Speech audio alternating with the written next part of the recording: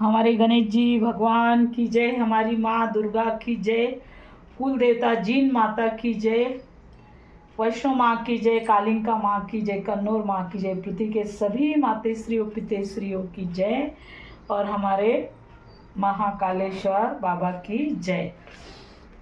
दूसरा अध्याय प्रारंभ। भगवती माँ प्रादुर्भाव।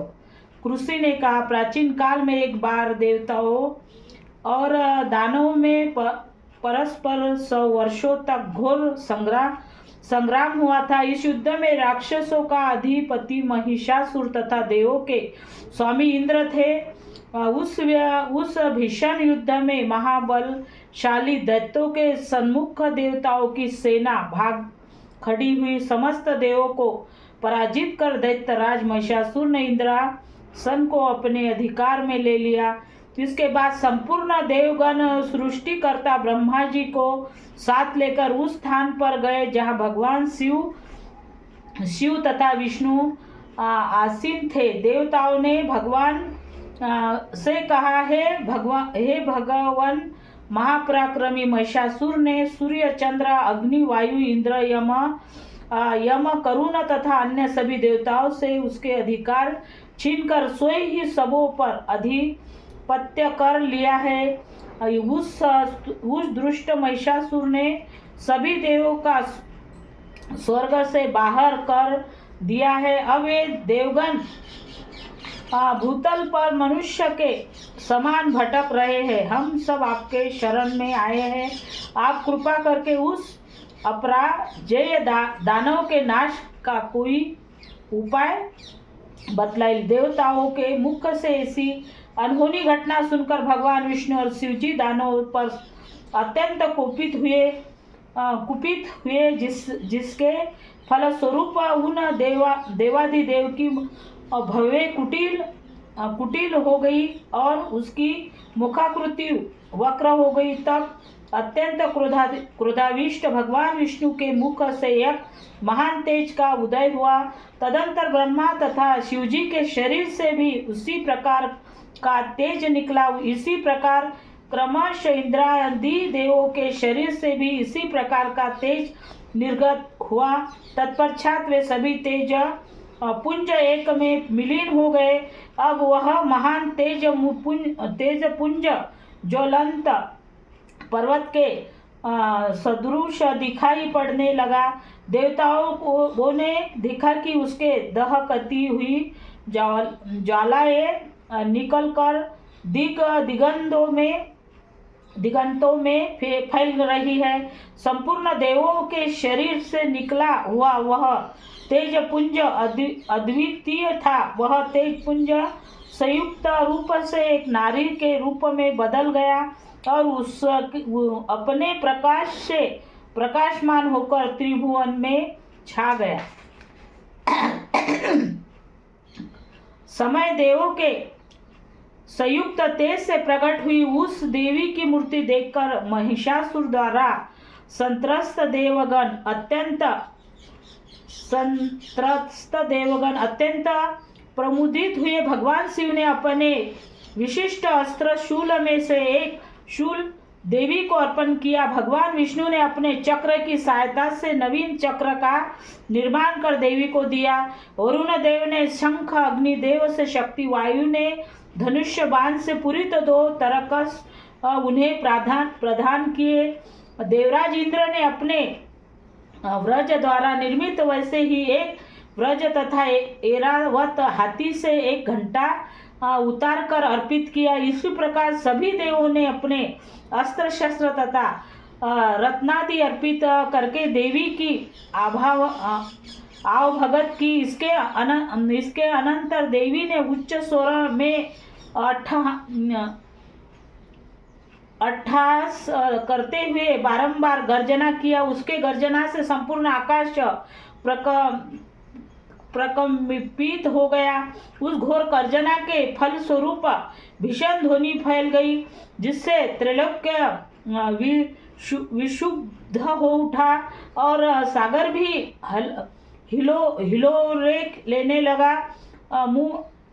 भूमंडल के भूकंप उत्पन्न हो गया और सभी पर्वत अपने स्थान से डगमगाकर कांपने लगे। ऐसा देखकर देवों ने हर्षित होकर भगवती सिंह वाहिनी का जय जय जय नाद किया।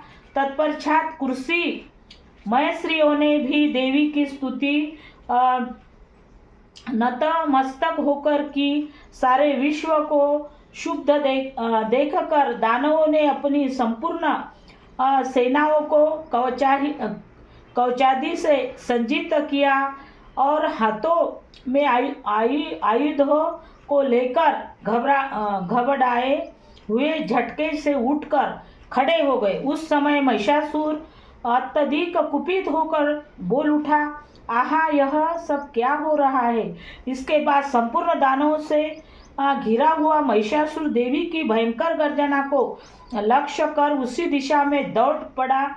उसके वहां पहुंचकर देखा वह देवी अपनी अनुपम शोभा से त्रिलोक्य को आलोकित कर रही है। उसके पदभाव से बोझिल हुई पृथ्वी रसातस में धसती चली जा रही थी। मस्तक किरीट शिरोभूत से मानो आकाश में एक रेखा सी खिंची दिख पड़ रही थी तथा वे अपने धनुष्य की टंकार से पाताल स्थित सप्तलोकों को विशुंभ कर रही थी। अपने सहस्त्र भुजाओं के द्वारा देवी संपूर्ण दिगंधों को आच्छादित करके खड़ी थी। इसके बाद ही दानवों के साथ देवी का भीषण युद्ध आरंभ हो गया।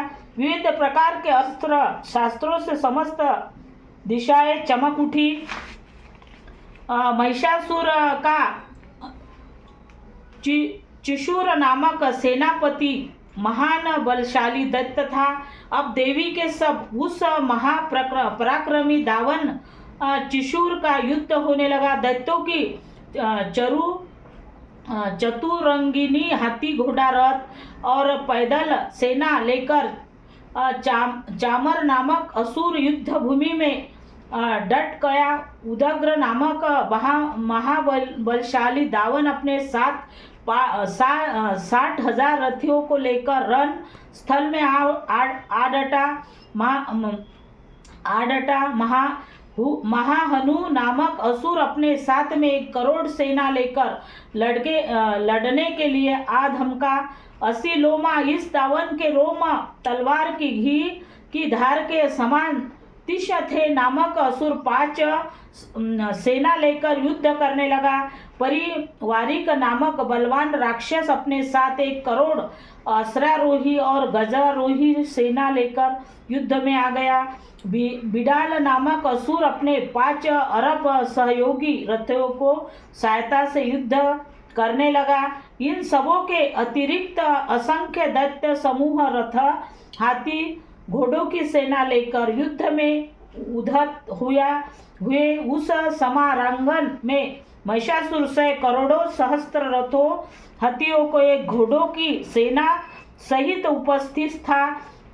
वे अगणित दावन देवी पर तोमर भिद्धि पालन शक्ति मुशल खड़क परशु और पडिश नामक अस्त्र शास्त्रों को बरसाने लगे।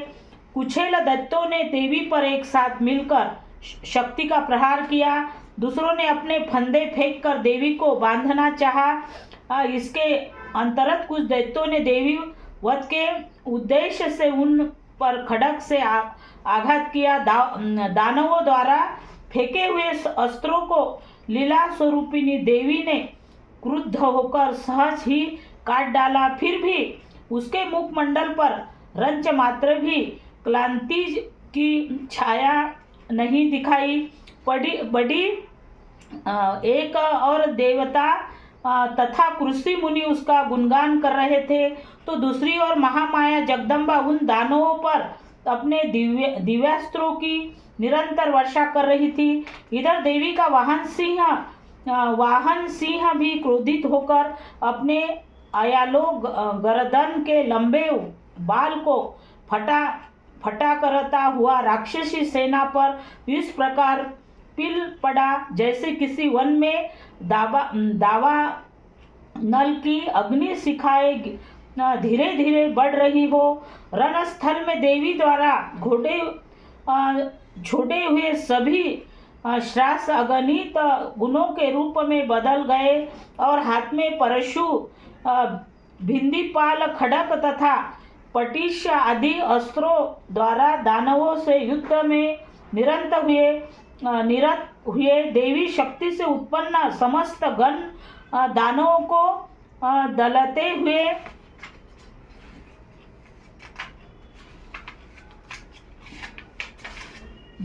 शंख, नगाड़े आदि बाजों को बजाने लगे। उस रणभूमि में कितने ही गण हर्षित होकर मुदग्ध आदि बाजे भी बजाने लगे। इस बीच देवी ने त्रिशूल, गदा, तलवार आदि चलाकर तथा शक्ति पर वर्षण करने सैकड़ों राक्षसों को धराशायी कर दिया।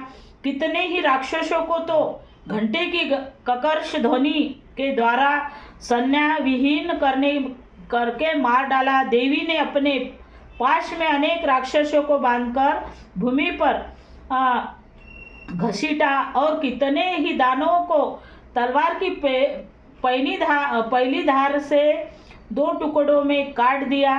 कितने ही राक्षस उनकी गदा की मार से भूमि लुठित हो गए तथा कितने ही मुसल के आघात से रक्त वमन करने लगे। वर्ष में शूल बिंधने के फल स्वरूप कितने ही दैत्य धरती पर गिरकर झटपटाने लगे। देवी ने इतने ही दानवों को बाह और एक पैर से लंगड़ा बना दिया तथा कितनों को एक आंख फोड़कर उन्हें 2 घंटों में मार गिराया। कितने ही दानवों के मुंड कट गए थे, फिर भी वे साहस पूर्वक उठकर खड़े हो जाते थे। कितने ही राक्षस केवल घट के सहारे ही अस्त्रों को लेकर लड़ने लगते थे। जुझाऊ रणभूमि में वीरों का उत्साह वर्धन करने लगे। बजाए जाने वाला एक प्रहार का बाजा रणभेरी बाजे के राग पर कितने मुंडविहीन धड़ नृत्य करने लगते थे। राक्षसों के कटे हुए धड़ हाथों में तलवार, शक्ति, कृष्टि नामक हथियार लिए रणस्थल में दौड़ते हुए और कितने ही राक्षस ठहरो शब्द करते हुए देवी को युद्ध की चुनौती दे रहे थे। जिस स्थान पर यह भीषण संग्राम हुआ वहाँ की भूमि रथ, हाथी, घोड़ों और दानवों की लाशों से पट गई थी, जिससे वहाँ गमनागमन का मार्ग अवरुद्ध हो गया था। भारी संख्या में दैत्यों का वध होने से तथा हाथियों और घोड़ों से शरीर से इतना अधिक रक्तपात हुआ कि क्षण मात्र में ही वहाँ की भूमि पर खून की नदियाँ प्रवाहित होने लगी। जिस प्रकार तृण समूह और कंठ राशि को प्रज्वलित अग्नि कुछ ही देर में जलाकर भस्म कर देती है, उसी प्रकार जगदम्बा जगजननी ने भी क्षण भर में ही दानवों की उस विशाल सेना का संहार कर डाला, जिससे प्रसन्न होकर आकाश में स्थित देवगण उन पर फूलों की वर्षा करने लगे।